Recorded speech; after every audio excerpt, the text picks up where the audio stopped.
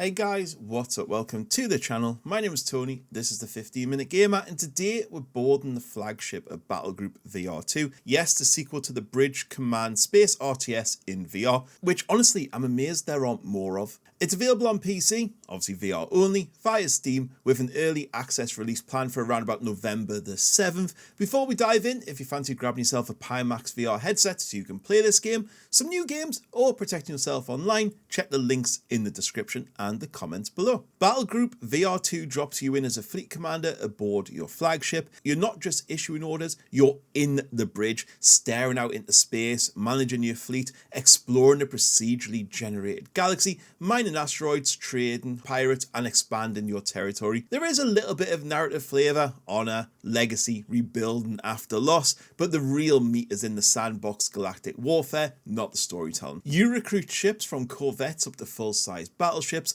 assign captains, upgrade modules, manage fleet power, and decide where to explore, mine, or engage hostile fleets. It gives you meaningful choices, ship rules and fleet compositions actually matter. There's genuine sense of progression as you unlock better ships and technologies. However, some of the interface work in VR can feel a little bit clunky. Pulling up holograms and moving 3D menus takes a little bit of time to get used to. It's cool once it clicks, but the learning curve is there. Between flights, you roam the galaxy map, mine asteroids, trading goods, hunting pirates, picking missions. It's a refreshing change of pace from like pure combat and helps diversify the gameplay loop. You know, you can mine and trade and build your economy, letting you grow without constant fighting. The open world in VR is going to be pretty impressive, I reckon. There's not many games like that. The map navigation in VR also takes some getting used to. Zooming and panning can feel awkward, and also sending your ships in 3D space. Sometimes you think you've sent them miles away and they'll move like an inch. Like sometimes it can be quite hard to gauge where you are in that 3D space and where to move to.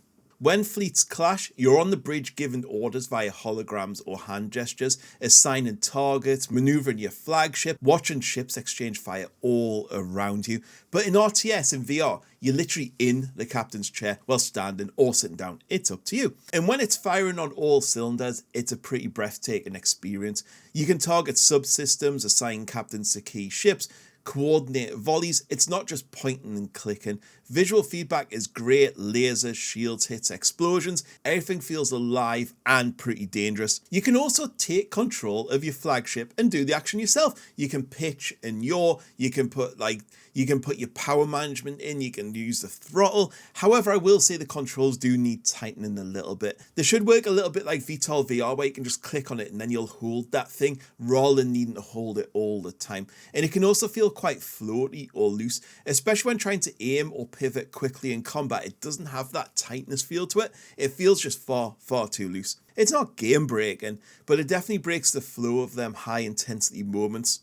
If they can deal that responsiveness in, it'll make a huge difference. The game promises like a persistent galactic war, asymmetrical multiplayer, a conquest mode, and meta decisions that will carry across player sessions. You can already see the framework for something huge, but not right now. This is a demo, it's just a skeleton. Will it come out feature complete? We don't know. Visually, the demo hits strong marks for the VR strategy genre. The bridge interior, the fleet models, the space environments, they're clean, detailed, and atmospheric.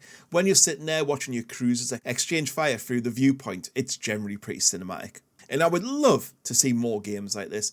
The lighting and battle effects are crisp and readable. However, some textures aren't as crisp as they should be. Because you're in VR, there has to be a bit of a trade-off. And certain icons and holograms are a tad too small. The audio design carries a lot of weight to it. You'll hear the hum of the ship, the comms chatter, the echo of distant explosions. It's all there to make you feel like you're actually aboard a warship. However, some voice and command lines fall a bit flat.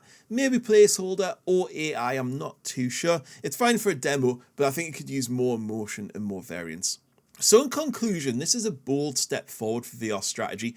It nails the feeling of commanding from the bridge, surrounded by chaos and control. The ambition's going to be quite big, the potential there is pretty obvious, and the experience, when it clicks, is going to be really good. Even in the demo, it's a lot of fun. But it's early, the controls need tightening, the systems need more depth, and the full layer of the game isn't fully there yet. Still, it's immersive, satisfying. Anyways, I'll put a link to the demo in the description if you want to go and check it out. Don't forget to drop this video a like, hit that subscribe button, and comment below to let me know what you think. Right guys, I'll catch you all later. Goodbye.